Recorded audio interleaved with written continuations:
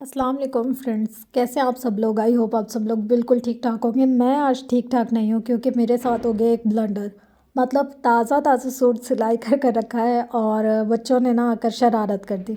ऐसे ही कैंची बंद की जैसे तो कमीज़ का जो फ्रंट था ना उसके ऊपर छोटे छोटे से कट्स लग गए। अब ऐसा सूट हम लोग फेंक भी नहीं सकते, किसी को देने का भी दिल नहीं करता कि अभी तो हम लोगों ने सी कर रखा है और एक दफ़ा भी नहीं पहना और इतने दिल से सिया तो ये ज़ाया हो जाए। तो अगर आप लोगों के साथ भी कभी इस तरह का कोई इंसिडेंट अल्लाह ना करे हो जाए तो आप उसको कैसे सॉल्व कर सकते हैं, उसके लिए मैं आप लोगों के साथ एक वीडियो शेयर कर रही हूँ। होप्स हो कि आप लोगों को भी ये हेल्पफुल रहेगी। यहाँ पर मैंने ले लिया एक फ़्रेम और इस कपड़े को उस फ्रेम पर फिक्स कर दिया। अब ज़रूरी नहीं है कि ये आपके कमीज़ के कहाँ पर हो। मेरे बदकिस्मती या खुशकिस्मती जो भी कहें, मुझे तो लग रहा है खुशकिस्मती कि यहीं पर ही कट लगा है कि मैं इसको सही कर सकती हूँ। यहाँ पर मैंने इसको फ्रेम को फ़िक्स कर लिया है और फिक्स करने के बाद मैंने इसको ड्रॉ कर दिया एक लीव की शेप में, क्योंकि हमने जो इसको कवर करना है वो एम्ब्रॉयडरी के साथ करना है और कोई स्पेसिफिक मैं डिज़ाइन वाली ट्रेसिंग करवा नहीं सकती थी क्योंकि मुझे इस कट को कवर करना है। तो उसके साथ मैं फ्री हैंड अपनी ट्रेसिंग कर कर अपने डिज़ाइन को कंप्लीट करूँगी, जिससे मेरे इस सूट का ऐप भी छुप जाए और दिखने में भी बहुत खूबसूरत लगे। यहाँ पर मैंने ले लिया ऊन का धागा, जिस धागे से मैंने इसके चारों तरफ एम्ब्रॉयडरी की है ना वही धागा ले लिया। मेरा ये था कि मैंने इतना सा करके छोड़ देना है पर नहीं हुआ। तो खैर, जो भी होता है अच्छे के लिए होता है, अल्लाह की इसमें कुछ ना कुछ बेहतरी होती है। मेरे इस सूट को और ज़्यादा खूबसूरत बनना होगा तो इसलिए ये हुआ कि इस पर कट लग गया।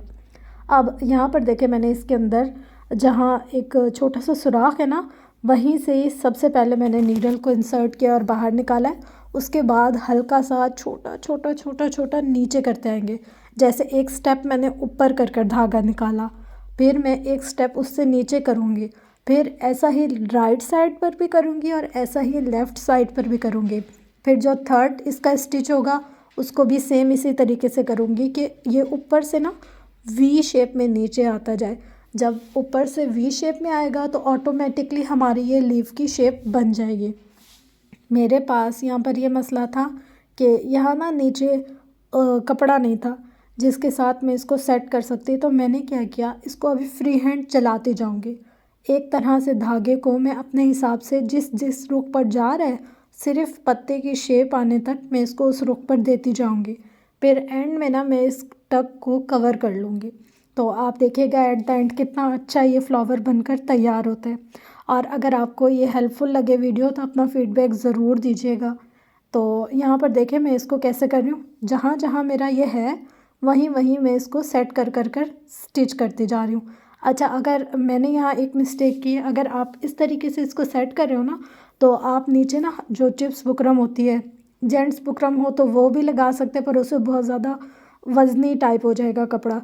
जो लेडीज़ होती है ना बुकरम, लेडीज़ बुकरम को लेकर आप नीचे पेस्ट कर लीजिएगा। उसके बाद आपको जो भी इस पर एम्ब्रॉयडरी करनी होगी वो आप करते जाइएगा तो वो इजीली हो जाएगा। अब देखिए यहाँ मेरी शेप तो अकॉर्डिंग आ रही है जो मुझे चाहिए, बट दरमियान में हल्का सा नज़र आ रहा है कपड़ा फटा हुआ। तो मैंने क्या किया, इसमें अंदर अंदर एक दो स्टिच चला दिए, जिससे क्या हुआ कि इसका ये ऐप छुप गया। इसी तरीके से मैं इसके पूरे 6 पत्ते तैयार कर लूँगी तो हमारे ये जो बाउंड्री है ना एक तरह से बनकर तैयार हो जाएगी। अब यहाँ पर देखिए ये सारे लीफ कवर होने के बाद सेम इसी पैटर्न पे दूसरे लीफ बनाऊंगी। यहाँ पर मैं आपको थोड़ा सा अच्छा एक्सप्लेन कर देती हूँ। देखिए यहाँ पर एक छोटा, फिर उससे छोटा, फिर छोटा, फिर उससे छोटा। हमारी जो दरमियान है वो एक ही रहेगा, यानी कि जो बीच का मरकज़ है वो एक ही रहेगा, पर राइट लेफ़्ट में हम इसको शेडिंग देते जाएंगे और शेप बनाते जाएंगे।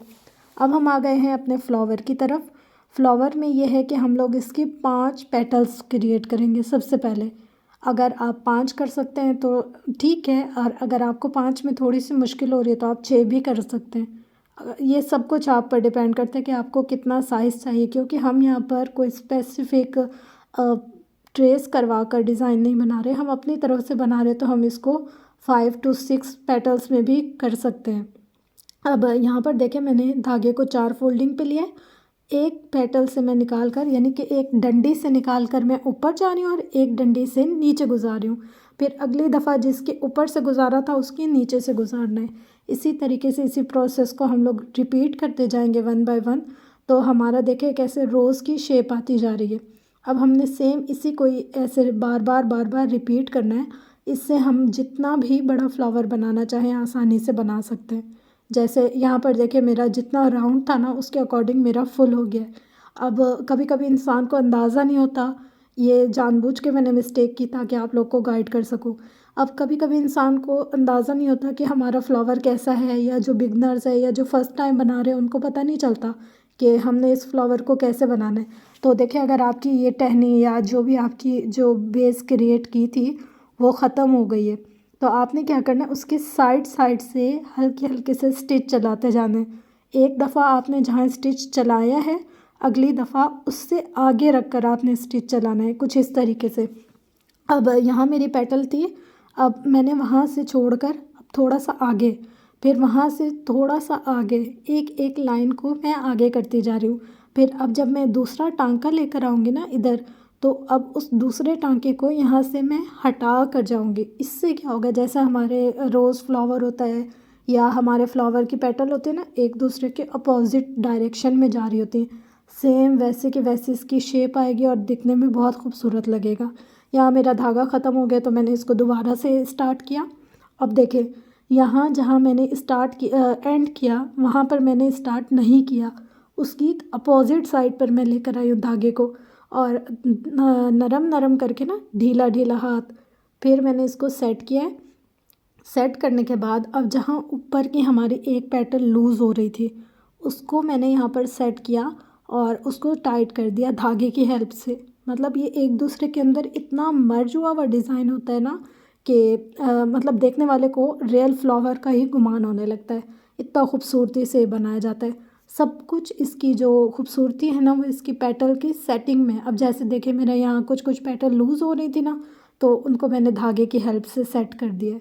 यहाँ पर देखिए सारी एक दो ऊपर एक दो नीचे मैं फ्री हैंड लेकर जा रही हूँ, जिससे मेरी शेप बिल्कुल अच्छी और परफेक्ट बनेगी। यहाँ पर मैंने इसको पक्का कर दिया और जो मुझे डिज़ाइन चाहिए था वो मेरा कंप्लीट हो गया।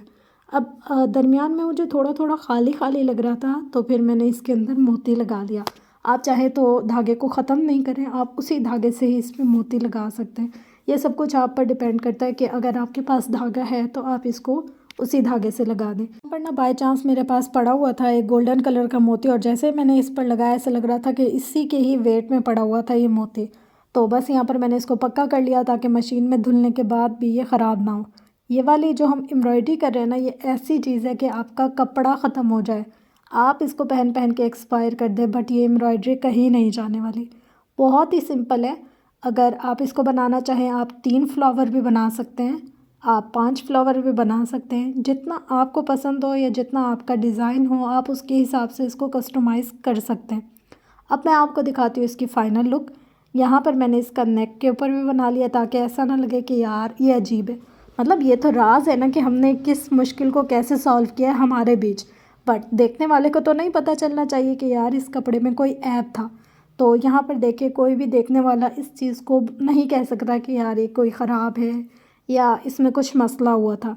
तो ये छोटी छोटी टिप्स आप लोग के साथ शेयर करती हूँ ताकि आप लोगों के भी काम आए, और आप लोग के साथ अगर छोटे छोटे मिसहैप्स होते हैं तो वो इस तरीके से सॉल्व हो जाए।